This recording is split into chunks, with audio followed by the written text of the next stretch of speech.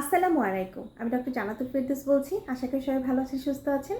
আজকে আপনাদের সাথে একটা ইম্পর্টেন্ট টপিকস নিয়ে কথা বলবো। সেটা হচ্ছে আপনারা অনেকেই জানতে চান যে ম্যাডাম প্রথম ১২ সপ্তাহের মাঝে কেন আপনি আল্ট্রাসাউন্ড করতে বলেন? আমি যেটা বলবো এটা কয়েকটা গুরুত্বপূর্ণ কারণ আছে যে প্রথম ৩ মাসের মাঝে কেন আল্ট্রাসাউন্ড করবেন।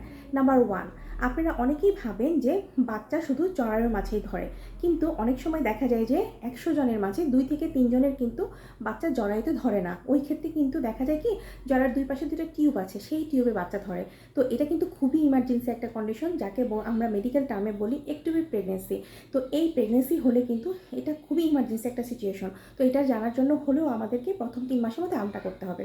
নাম্বার 2, অনেক সময় দেখা যায় কি যে বাচ্চার স্যাকটা হয় কিন্তু ভিতরে কোনো ফিটাল পোল হয় না এবং স্যাকটা অনেক বড় আকারে হয়। সেটা দেখা যায় কি ব্লাইটেড ওভাম বলি আমরা ওটাকে। তো ওই ক্ষেত্রেই দেখা যায় অনেক সময় ন্যাচারালি অ্যাবর্শন হয়ে যায়, আবার অনেক সময় কিন্তু মেডিসিনও লাগে। তো বাচ্চার ফিটাল পোল যেটা ভিতরে আসা সেটা কিন্তু আসে না। তো এই সিচুয়েশনটা জানার জন্য আমাদের আল্ট্রাসাউন্ড করার দরকার।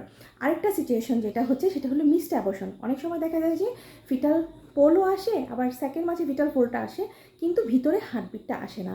তো এটা জানার জন্য হলেও আমাদেরকে প্রথম ১২ সপ্তাহের মাঝে কিন্তু আলট্রা করা প্রয়োজন।